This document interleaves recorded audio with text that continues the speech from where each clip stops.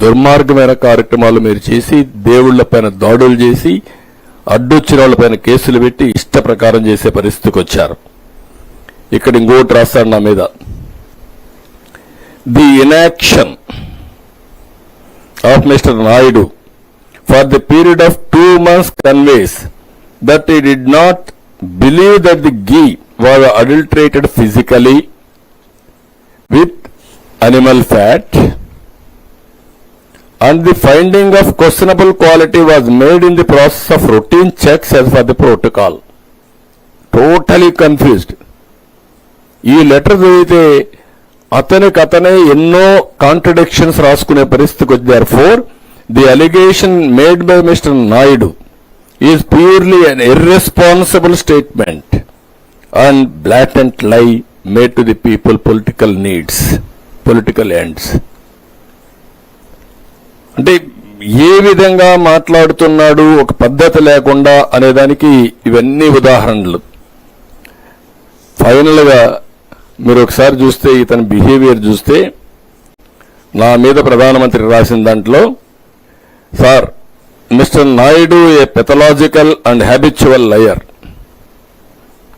has stooped so low as to seriously hurt the beliefs of crores of people purely for political object. నాకేం political object అండి?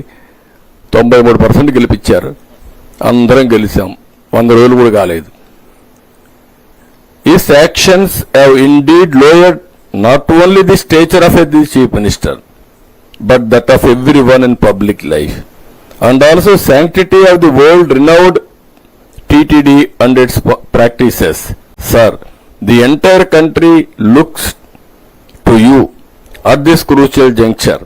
It is very imperative that Mr. Naidu be reprimanded in severest way for his shameless act of spreading lies, and the truth be brought to light. Sir, this would help allay the suspicious that Naidu has created the minds of the crores of Hindu devotees and restored their faith in the sanctity of the TTD. అంటే ప్రధానమంత్రి certificate ఇచ్చేసేయాలి, నువ్వేం చేయలేదా, నువ్వు బాగా చేసావు, ప్రసాదంలో animal fat కలిపిన పర్వాలేదు, నువ్వు గొప్పవాడని చెప్పి ప్రధానమంత్రి వాళ్ళు. బట్ దిస్ ఏంటి, ఇది యాటిట్యూడ్ ఏంటి? ఇలాంటి వాళ్ళు రాజకీయాల్లో ఉంటే నేను ఎన్నోసార్లు చెప్పాను, ఇలాంటి వాళ్ళతో రాజకీయం చేయడం, ఇలాంటి పొలిటికల్ పార్టీలు ఉంటే అలాంటి పొలిటికల్ పార్టీలతో సమాధానం చెప్పడం కూడా జాతికే అవమానం. అలాంటి దుర్మార్గమైన కార్యక్రమాలు ఈ రాష్ట్రంలో జరుగుతున్నాయి. సిగ్గు ఎగ్గు లేకుంటే భయం లేకుంటే ఏమనుకుంటారో చీకొడతారేమో జరిగింది. ఎవ్రీబడి తిన్నవాళ్ళ ప్రసాదాన్ని తిన్నవాళ్లకు మర్చిపోతారండి? ఆ భోజనం తిన్నవాడు ఇప్పటికి కూడా గుర్తుపెట్టుకున్నారు.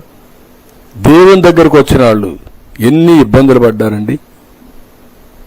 ఆడవాళ్ళని ఇష్ట ప్రకారం తొయ్యడం ఒకటి కాదు, ఇష్టానుసారంగా జరిగే పరిస్థితి వచ్చింది. ఇది ఒక విధంగా చెప్పాలంటే భగవంతుడికి తెలుసు ఇవన్నీ, వెంకటేశ్వర స్వామికి.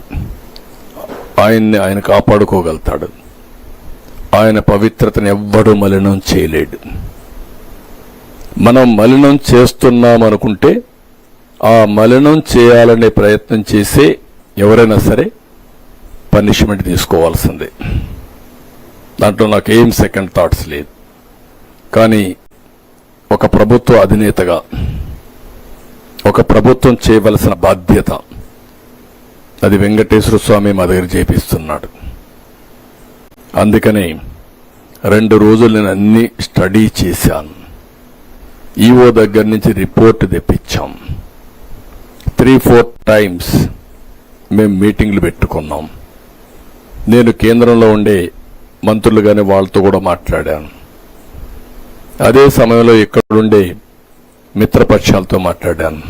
అటు మిత్రుడు పవన్ కళ్యాణ్ గారితో, బీజేపీ రాష్ట్ర పార్టీ అధ్యక్షుడు పురంధేశ్వరితో, ఇద్దరితో మాట్లాడాను. మాట్లాడినాక ఒక కన్క్లూషన్కి వచ్చాం. ఈ యొక్క టెంపుల్ యొక్క పవిత్రత కాపాడడం మా అందరి బాధ్యత. ఎలాంటి లోటు రానియమని దేవుని పైన